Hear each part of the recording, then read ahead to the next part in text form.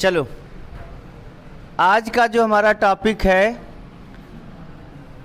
Chapter 2 है, अध्याय 2 है ना, वैद्युत विभव एवं धारिता। इसी में एक हमारा टॉपिक है वैद्युत द्विध्रुव के कारण किसी बिंदु पर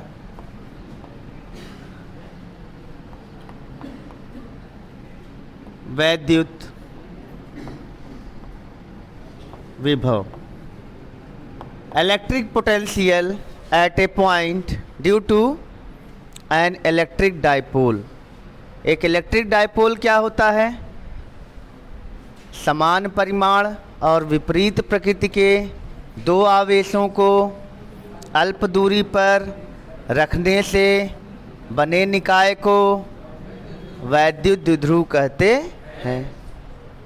माइनस क्यू है, प्लस क्यू है, तुम जानते हो इनके बीच की दूरी को हम 2l लेते हैं। क्या लेते हैं? 2l। और द्विध्रुव से कोई भी दूरी जब हम लेते हैं तो वह दूरी जो होती है वो द्विध्रुव के मध्य बिंदु से होती है। अगर ये द्विध्रुव है तो इसका मिड पॉइंट है, तो जितनी भी दूरियां हम द्विध्रुव से लेंगे वो कहाँ से लेंगे? ना तो ऋण आवेश से लेंगे ना धन आवेश से लेंगे। कहाँ से लेंगे हम? इसको हम मध्य बिंदु से लेंगे। और यही कारण है कि हम इसको 2l लेते हैं, तो ये l हो जाएगी और ये l। कुछ किताबों में इसको 2a ले लिया जाता है, तो उससे कोई दिक्कत नहीं है। ठीक है, तो ये हमारा वैद्युत एक द्विध्रुव है। इसका नाम हम AB रख देते हैं। जहाँ भी हमने लिखाया है अभी तक सब जगह द्विध्रुव को क्या मान रखा है? AB। थोड़ा तिरछा हो रहा है क्या? सीधा करते हैं, -q और +q। ठीक है, अब हमें अब इसका मध्य बिंदु को हम O मान लेते हैं और यहीं से कितनी दूरी पर? R दूरी पर। ये किस दूरी पर? R दूरी पर हमें वैद्युत विभव की गणना करनी है। खूब ध्यान से, पटरी का यूज होगा। इस बिंदु P का जो कोऑर्डिनेट है वो r थीटा है। अभी तक कोऑर्डिनेट तुम लोग x y z पढ़ा करते हो। यहाँ जो कोऑर्डिनेट है वो क्या है? r थीटा है। ऐसे कोऑर्डिनेट को हम लोग पोलर कोऑर्डिनेट कहते हैं। अभी तक जो कोऑर्डिनेट पढ़ते हो x y z में वो कार्टेशियन कोऑर्डिनेट हैं। यह कोऑर्डिनेट जो है वो क्या है? पोलर कोऑर्डिनेट है। पोलर कोऑर्डिनेट में क्या होता है कि कोई अक्ष से क्षैतिज अक्ष से एंगल दिया होता है और पॉइंट की दूरी। तो यह दूरी क्या है? r है। और क्षैतिज से जो दूरी है वो क्या वो एंगल बना रहा है वो क्या है? थीटा है। तो ऐसे कोऑर्डिनेट को क्या बोलते हैं हम लोग? पोलर कोऑर्डिनेट, ध्रुवीय निर्देशांक। ठीक, और वैसे क्या बोलते हैं? कार्तीय निर्देशांक। और ये क्या है? ध्रुवीय निर्देशांक। तो वो कार्टेशियन कोऑर्डिनेट हुआ करता है, ये है पोलर कोऑर्डिनेट। यानी कि यहाँ पर हमें -q से +q की तरफ तुम्हें पता है कि वैद्युत द्विध्रुव आघूर्ण होता है। होता है कि नहीं होता? वेक्टर p की जो डायरेक्शन होती है वो क्या होती है? ऋण q से धन q की ओर होती है। बोलो। और वेक्टर p की वैल्यू क्या होती है? q × 2l वेक्टर में होती है ना। बोलो। वैद्युत द्विध्रुव आघूर्ण पीछे जाके पढ़ लेना। वेक्टर p बराबर क्या होता है? q × 2l। तो यहाँ l क्या होता है? ऋण q से धन q तक का विस्थापन। ठीक है ना। और 2l को हम लोग द्विध्रुव लंबाई कहते हैं। क्या कहते हैं? द्विध्रुव लंबाई, डाइपोल लेंथ। तो P क्या कहलाता है? द्विध्रुव आघूर्ण, वैद्युत द्विध्रुव आघूर्ण। मात्रक कूलाम × मीटर। राशि सदिश। दिशा ऋण q से धन q की ओर। पीछे ये सब चीज़ें पढ़ी गई। तो हमको यही चीज़ें दी गई हैं। हमको क्या दिया गया है? -q दिया गया है, +q दिया गया है। इनके बीच की दूरी 2l दी गई है। इनके बीच की दूरी क्या है? 2l है। तो ये आधी दूरी l हो जाएगी, ये भी आधी दूरी l हो जाएगी। इस बिंदु को हम O मान लेते हैं। क्या मान लेते हैं? O।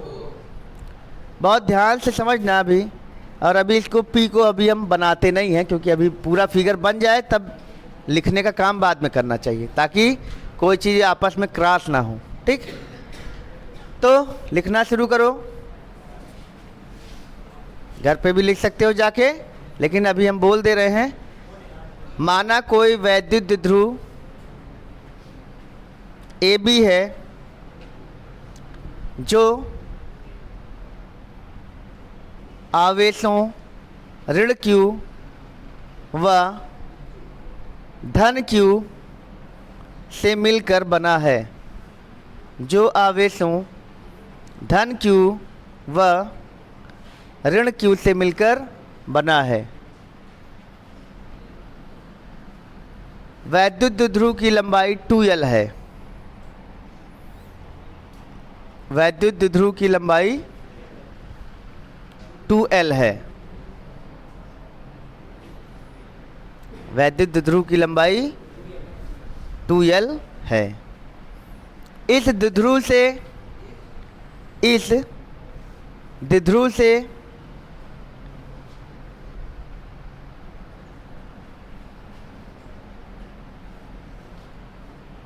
या इस द्विध्रुव के कारण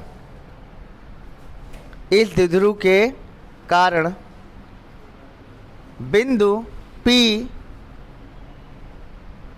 ब्रैकेट में R कामा थीटा, जैसा दिख रहा है बोर्ड पे देखो, इस द्विध्रुव के कारण बिंदु P ब्रैकेट में R कामा थीटा ब्रैकेट बंद पर वैद्युत विभव की गणना करनी है। वैद्युत विभव की गणना करनी है। तब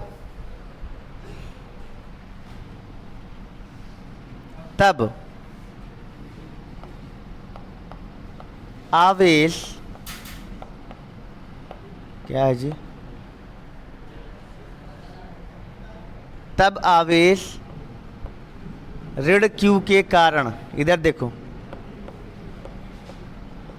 तब आवेश ऋण, रहने दो, छोड़ो। तब आवेश ऋण Q के कारण, इधर देखो, इधर देखो,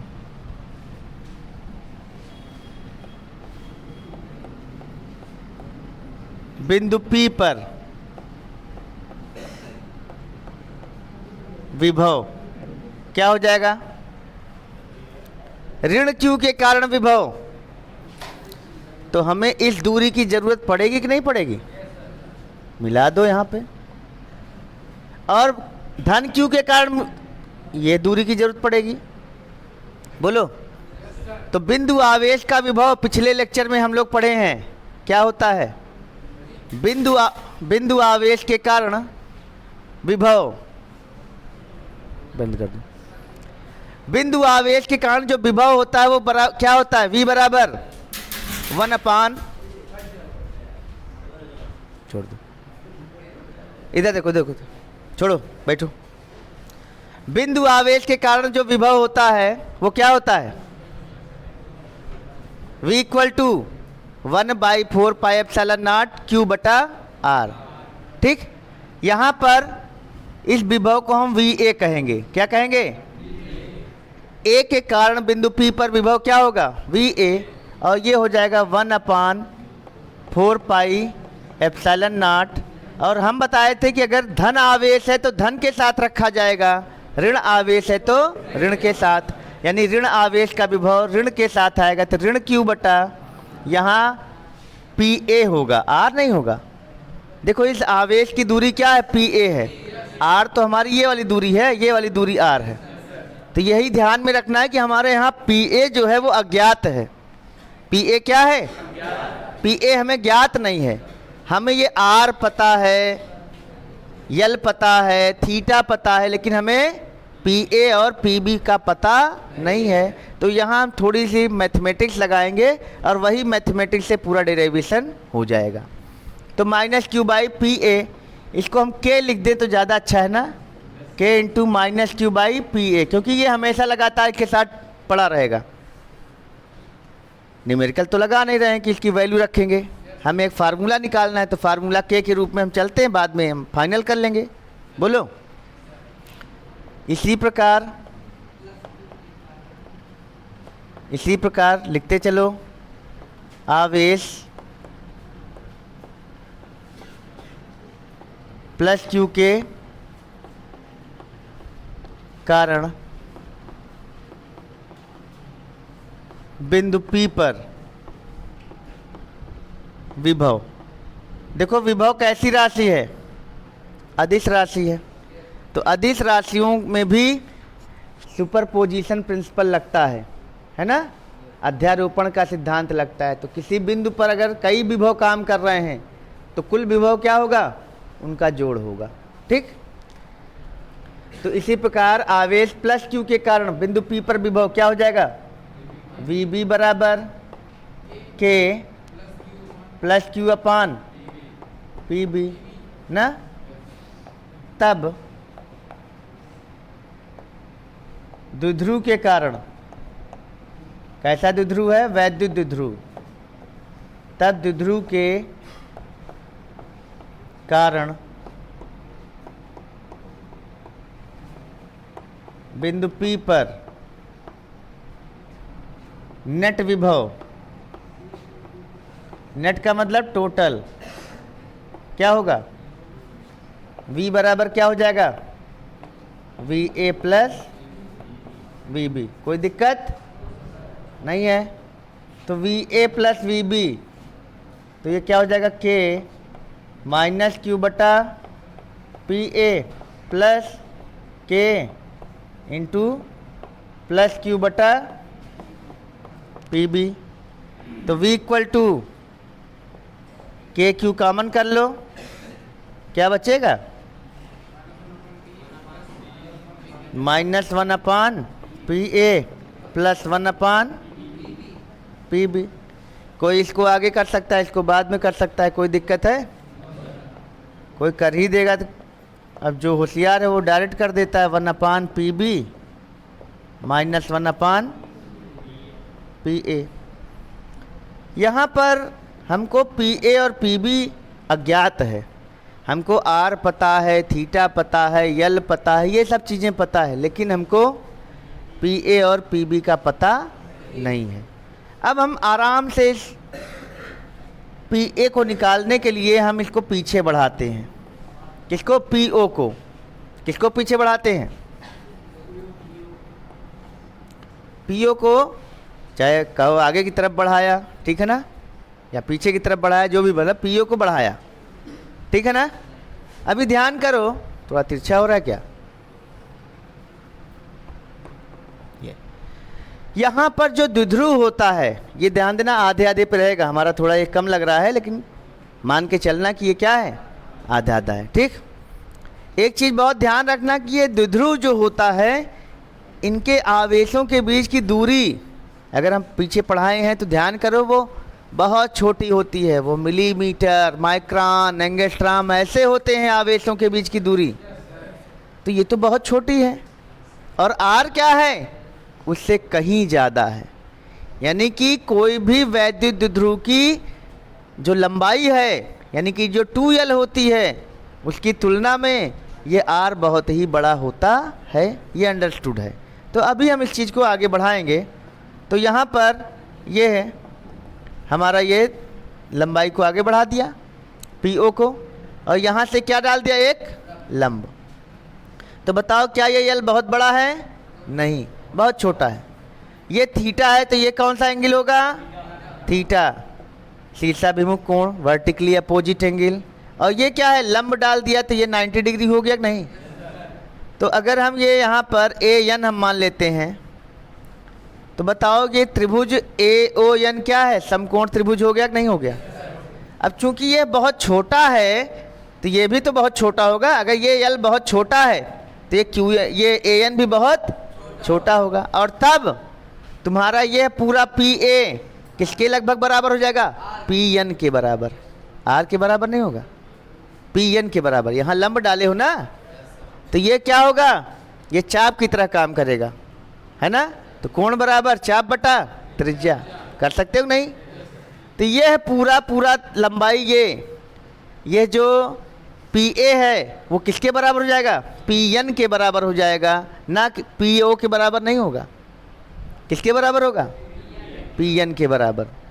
और इसी तरह से अगर हमें पी क्यू निकालना है तो हम यहाँ से लंब डाल देंगे ऐसे, इसको मान लेते हैं एम, ये 90 डिग्री। तो यहाँ पर पी एम किसके बराबर हो जाएगा लगभग, सॉरी ये पी बी है, तो पी बी किसके लगभग बराबर हो जाएगा, पी एम के बराबर, ठीक है ना। तो यहाँ पर हम एक लिखेंगे क्या कि पी ओ को बढ़ाकर इस पर लंब ए एन व बी एम डाला। क्या डाला, ए एन लंब डाला और बी एम लंब डाला, है ना। तब अब चलो पी ए निकालते हैं। पी ए लगभग बराबर किसके हो जाएगा, पी एन के। देखते रहो। अब पी एन क्या है, P O plus O N. बताओ सही है कि नहीं सही है, नहीं सही है, सही है ना। तथा पी बी लगभग किसके बराबर होगा, पी एम के। अब वो क्या होगा, P O minus O M. बताओ सही है। इतने पे ही थोड़ा फोकस कर लो, तुम्हारा आंसर आने वाला है, ठीक है। यह दूरी क्या है, पी ए पी एन के बराबर है। पी एन क्या है, P O plus O N. और यह वाला पी बी लगभग किसके बराबर होगा, पी एम के। तो पी एम क्या है, P O minus O M. P M यहाँ से यहाँ तक है, यहाँ से यहाँ तक पी एम, इसमें से इतना घटा दोगे तो ये आ जाएगा, और यही इसके बराबर है लगभग। बोलो अब पी ओ क्या है, पी ओ तो दोनों जगह आर है, यहाँ भी पी ओ आर लिख दो, प्लस माइनस। अब हमें यहाँ पे क्या निकालना है, क्या निकालना है, जल्दी बोलो, ओ एन। तो ओ एन क्या हो जाएगा यहाँ से, तो ओ एन हमारा इस त्रिभुज का आधार है। क्या है ये लंब है, इस कोण से लगी हुई भुजा, कोण से लगा हुआ भुजा आधार मानी जाती है। तो ये आधार है, ये क्या है, कर्ण है। तो आधार बटा कर्ण बराबर कास थीटा। क्योंकि हमको ओ एन भी मालूम नहीं है, लेकिन हमको आर मालूम है, यल मालूम है, थीटा मालूम है। तो हमें ये क्या मालूम है, ओ एन अपॉन यल बराबर कास थीटा। यहाँ चूंकि लगा देते हैं, तो ओ एन बराबर यल कास थीटा आ गया कि नहीं। अब हमको यल मालूम है, थीटा मालूम है, बोलो आ गया। ऐसे ही यहाँ ओ एम से लगा हुआ कोण है, तो कोण से लगी हुई भुजा आधार कहलाती है। समकोण त्रिभुज में कोण से लगी हुई भुजा को ही आधार कहते हैं, या कोण से लगी हुई बड़ी भुजा कर्ण होती है, ठीक है ना। तो ये कोण, अगर ये कोण हम ले रहे हैं थीटा, तो ये आधार माना जाएगा। तो ओ एम बटा ये 90 अंश के सामने की भुजा कर्ण हो गई, तो ओ एम बटा यल बराबर क्या हो जाएगा, कास थीटा। तो ओ एम बराबर यल कास थीटा। तो जो पी ए और पी बी अज्ञात था वो हमें मिल गया। अब तो काम खत्म, अब उठा के रख देना है, आंसर लाना है। जो चीज़ें हमको नहीं पता थी वो चीज़ें हमको अब पता लग चुकी हैं। तो क्या करोगे अब बताओ, अगला स्टेप तुम्हें पता है, क्या करना है, जल्दी बोलो। समीकरण 1 में पी ए और पी बी का मान रखने पर। तो कहाँ शुरू करें, जगह कम पड़ रही है, चलो।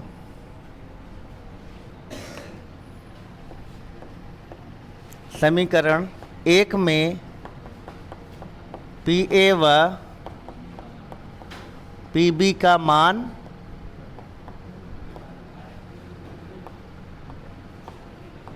रखने पर। बहुत इंपॉर्टेंट क्वेश्चन है, 3 नंबर में ये आता है, बहुत इम्पॉर्टेंट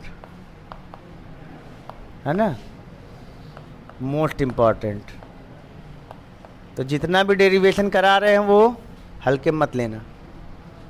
तो v इक्वल टू क्या हो जाएगा, के क्यू और बटा यहाँ क्या हो जाएगा, 1/r minus L cos theta, ध्यान दो, और -1/r plus l cos theta. ये ज़्यादा रहेगा ना, कम से भाग करोगे तो ज़्यादा आएगा, ज़्यादा से भाग करोगे तो कम आएगा, ठीक है ना। तो ये पूरी वैल्यू ज़्यादा है, ये पूरी वैल्यू कम है। तो v equal to k q क्या हो जाएगा, तिरछा गुणा करो, r plus l cos theta, ये इससे गुणा हुआ, फिर माइनस r ऋण एल कास थीटा, और नीचे इन दोनों का गुणा हो जाएगा, तो a माइनस बी और a प्लस बी। तो यहाँ पर हो जाएगा r का square minus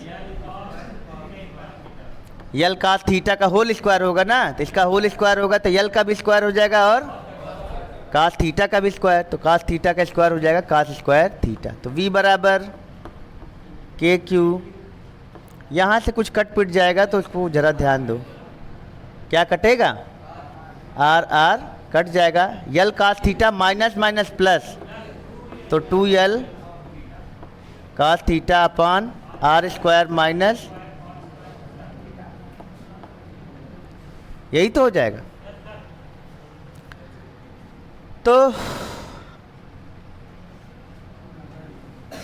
v equal to अब यहाँ पे लाते हैं, यहाँ पे ध्यान दो कि r जो है वो l से क्या है, कास स्क्वायर थीटा की मैक्सिमम वैल्यू 1 हो सकती है। कास स्क्वायर थीटा की मैक्सिमम वैल्यू क्या हो सकती है, अगर कास थीटा की वैल्यू चाहे यहाँ +1 हो चाहे -1 हो, वही उसकी मैक्सिमम वैल्यू होती है परिमाण में। +1 करोगे तब भी होल स्क्वायर 1 और -1 करोगे तब भी स्क्वायर 1। तो कास स्क्वायर थीटा की मैक्सिमम वैल्यू +1, और r जो है वो l से क्या है, बहुत ही बड़ा है। r जो है वो l से क्या है, बड़ा है, r बड़ा है l छोटा है, ठीक है ना। तो चूंकि r much much greater than l है, तो r का स्क्वायर तो और बड़ा हो जाएगा l के स्क्वायर से। देखो छोटी संख्याएं वर्ग होने पे और छोटी होती हैं और बड़ी संख्याएं वर्ग होने पे और बड़ी होती हैं। जैसे मान लेते हैं यल हमारा 0.01 सेंटीमीटर है और आर हमारा मान लेते हैं 20 सेंटीमीटर है ना। तो आर का स्क्वायर करोगे तो कितना हो जाएगा, 400 सेंटीमीटर, और यल का स्क्वायर करोगे तो इसका होल स्क्वायर करोगे तो बताओ, ये तो और बड़ा हो गया, वो और छोटा हो गया। तो छोटी चीज़ों का वर्ग करने पर वो और छोटी होती हैं, लेकिन यहाँ पर छोटी का मतलब 1 से लेस देन 1, और बड़ी का मतलब ग्रेटर देन 1, ऐसा होगा ना। तो r बहुत बड़ा है यल से, तो r square minus l square cos square theta, ये लगभग किसके हो जाएगा, बराबर r स्क्वायर के, है ना। तब v बराबर k q into 2l cos theta बटा r स्क्वायर, यही तो। अब q इंटू 2l क्या हो जाएगा, p। तो v बराबर, इसको यहाँ ब्रैकेट नहीं लगा रहे हैं, बस ध्यान देना, k into p cos theta by r square, और यही क्या हो जाएगा,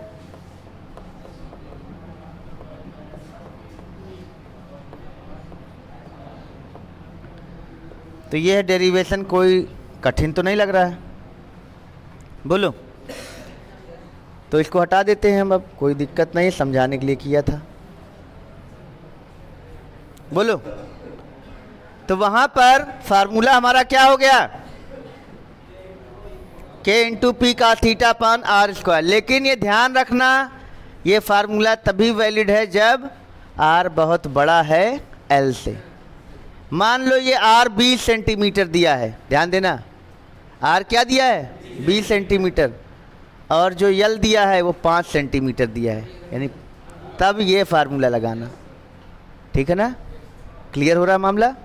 क्योंकि जेई मेन में यही क्वेश्चन आया था, वहाँ पर ये 20 सेंटीमीटर दिया था और द्विध्रुव की लंबाई 10 सेंटीमीटर दी थी, तो ये 5 की तुलना में 20 नगण्य नहीं है अब, है ना, 5 वहाँ नगण्य नहीं है, तब यहाँ पर ये फार्मूला लगेगा। तो लड़के सोचे यही फार्मूला होता है, जबकि ये कंडीशनल फार्मूला है।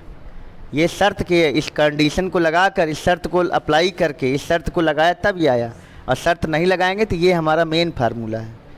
ये अलग बात है कि तुम्हें डिराइव करने को यही आता है, ठीक है ना। तो अब यहीं पर डिराइव हो गया ये, ठीक। तो जब कभी आएगा तो यहीं तक तुम्हें डिराइव करना है। लेकिन अगर कभी कोई अक्षीय स्थिति में पूछे वैद्युत विभव की गणना करो, तो अक्षीय स्थिति में, केस फर्स्ट, अक्षीय स्थिति में क्या हो जाएगा बोलो? अक्षीय बिंदु पर, अक्षीय का मतलब यह बिंदु P इसी लाइन में आ जाए तो थीटा कितना हो जाएगा बच्चा? 0। अक्षीय बिंदु पर थीटा क्या हो जाएगा? 0। और तब cos 0 की value,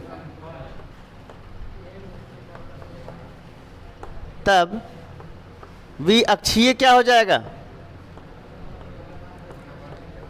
1/4 pi epsilon not P बटा R स्क्वायर।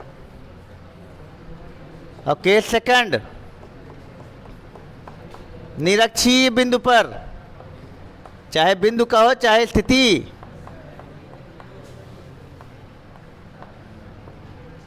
निरक्षीय का मतलब इसके लंबवत यहाँ पे आ जाएगा, तो थीटा कितना हो जाएगा? तो cos 90 0 ना, बोलो। तब V निरक्षीय क्या हो जाएगा? तो वैद्युत द्विध्रुव की निरक्षीय स्थिति में कितने बिंदु होंगे? अनंत। निरक्षीय बिंदु पर कितनी, भाई यहाँ पे ऐसे लंबवत लाइन खींच दो, लंबार्धक, तो वही तो निरक्षीय स्थिति है। तो वहाँ बिंदु P यहाँ भी हो सकता है, यहाँ भी कोई कहीं हो सकता है। तो निरक्षीय बिंदुओं की संख्या कितनी होती है? अनंत। इसी तरह से अक्षीय बिंदुओं की संख्या कितनी होती है? अनंत, है ना। R की वैल्यू अलग अलग हो सकती है, लेकिन बिंदुओं की संख्या तो अनंत हो सकती है ना। तो बताओ, निरक्षीय बिंदु चाहे जो ले लोगे, वैद्युत विभव वहाँ पर कितना आएगा? 0। लेकिन क्या वहाँ पर वैद्युत क्षेत्र की तीव्रता 0 आई थी? पीछे अभी हम लोग पढ़े हैं ना, तो अक्षीय स्थिति में वैद्युत क्षेत्र की तीव्रता 0 थी, ना ही निरक्षीय में। अक्षीय स्थिति में यहाँ इस बिंदु पर हम लोग तीव्रता निकाले थे वैद्युत क्षेत्र की, तो आया था 1/4 पाई एप्सिलॉन नॉट 2P बटा R क्यूब। और निरक्षीय स्थिति में निकाले थे तो वही 2 नहीं आता है, 1/4 पाई एप्सिलॉन नॉट P बटा R क्यूब आता था। तो बताओ, यहाँ निरक्षीय स्थिति में तीव्रता तो पाई जाएगी, लेकिन विभव पाया नहीं जाएगा। तो एक प्रश्न बहुत अच्छा था, पूछा गया था कि क्या यह संभव है कि किसी बिंदु पर वैद्युत क्षेत्र मौजूद हो परंतु वहाँ वैद्युत विभव मौजूद न हो? क्या यह संभव है? तो आज यही संभव हमने दिखाया है कि वैद्युत द्विध्रुव की निरक्षीय स्थिति में हर बिंदु पर वैद्युत क्षेत्र की तीव्रता तो पाई जाती है, परंतु वहाँ वैद्युत विभव शून्य होता है। लेकिन बिंदु आवेश के कारण कभी ऐसा नहीं हो सकता। बिंदु आवेश के कारण तीव्रता भी होगी और विभव भी होगा। विभव को शून्य करना है तो कम से कम एक ऋण आवेश जरूर होना चाहिए, क्योंकि एक धन आवेश तो हमेशा धन विभव पैदा करेगा। तो उसके विभव को 0 लाने के लिए एक धन आवेश के साथ एक ऋण आवेश भी होना चाहिए। तो वैद्युत विभव, अकेले आवेश का वैद्युत विभव कभी भी शून्य नहीं होता है, ठीक है ना, स्पेस में, ठीक है ना। तो बिंदु आवेश के कारण किसी भी बिंदु पर वैद्युत क्षेत्र की ना तो तीव्रता शून्य होती है ना तो विभव शून्य होता है। लेकिन अगर वैद्युत द्विध्रुव है तो इसमें दो बराबर आवेश हैं, तो निरक्षीय स्थिति में दोनों आवेशों की दूरी और दोनों आवेशों के परिमाण बराबर होंगे, एक धन होगा एक ऋण होगा, दोनों जोड़ोगे जीरो आ जाएगा, है कि नहीं। तो वैद्युत द्विध्रुव की निरक्षीय स्थिति में प्रत्येक बिंदु पर वैद्युत क्षेत्र की तीव्रता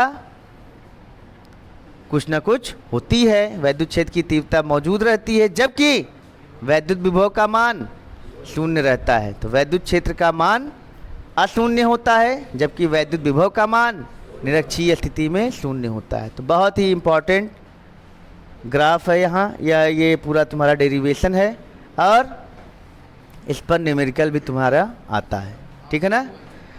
तो आज के लिए इतना ही। अगले चैप्टर में हम लोग इसका, अगले टॉपिक में, अगले लेक्चर में हम लोग इसकी अक्षीय निरक्षीय का अलग से भी डेरिवेशन कर सकते हैं। लेकिन यहाँ पर एक ही में दोनों आ गया कि नहीं आ गया।